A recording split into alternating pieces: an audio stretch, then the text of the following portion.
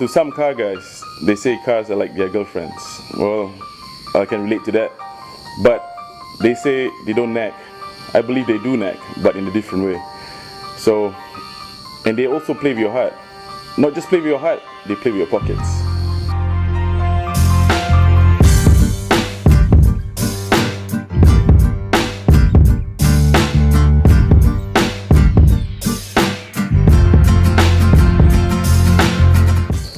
Hi, what's up guys, my name is Bullzai.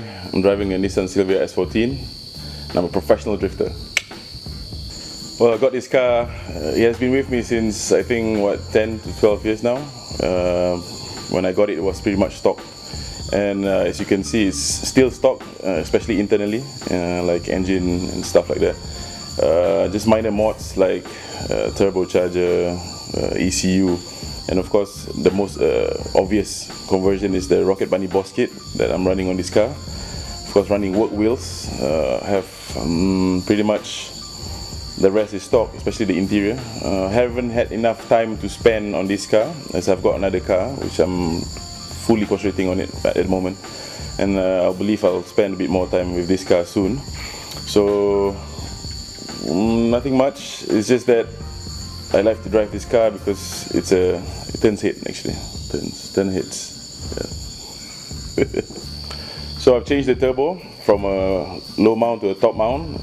It's nothing special actually because it's a China-made turbo, so nothing special. It produces about 300 horse with 1.2 bar boost. I've got an E-Manage Z32 AFM to get more fuel and air fuel ratio better for tuning. And of course the body kit, I'm running Rocket BARney Bosskit by BAR. Big thanks to them, they are one of my sponsors, not just for my street cars and also my drift cars. Running work wheels, that's the only thing from Japan, that's originally from Japan, besides the ECU. And one thing special about this car is the headlamp. The headlamp is a gift from a friend from Dubai. His name is Farid. He's the owner of FIA Racing. That's one thing I have to appreciate because it's one of a kind. I think just me and him throughout the world is running the same headlamp because he owns the same S14 Rocket BARney Bosskit. And other than that, the suspension is aftermarket. I think it's from Gap. And LSD, I'm running Nismo LSDs. Yeah, those side mirrors are from a 1976 Toyota KE. Oh no, sorry, I can't remember. KE30, I think, if I'm not wrong. Yeah, so FRP intercoolers. Well, pretty much that's about it. The rest is still stock.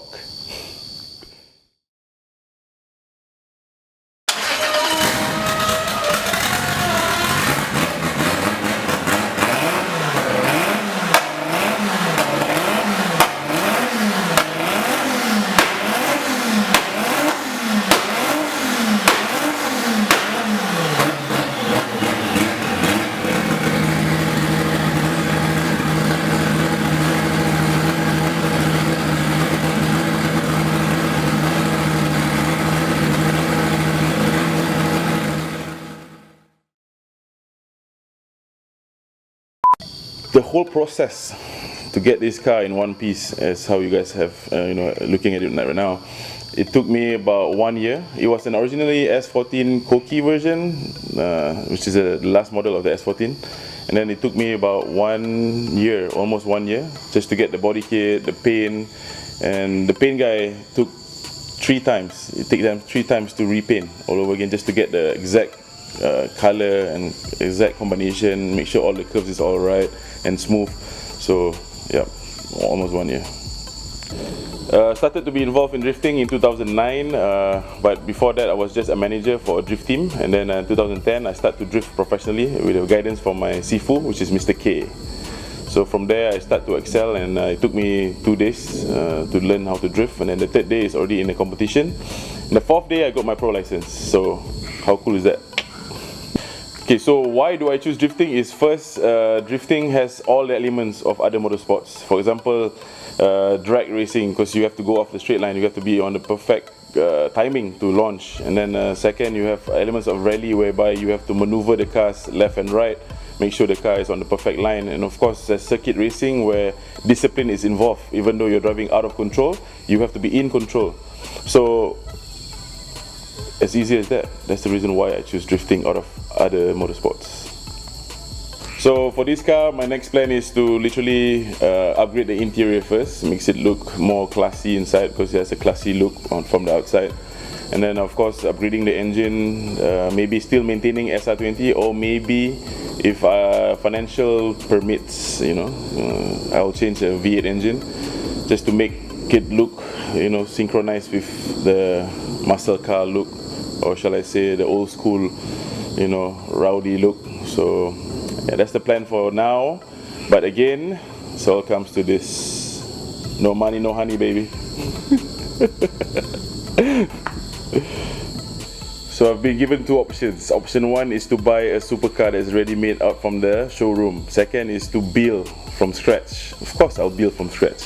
I mean, if I have the money to do so, I'll still build from scratch. And then depends how much money I have, right? So if I have like millions and millions of dollars, I'll probably build a car and then at the same time just buy one car. But build is of course my priority.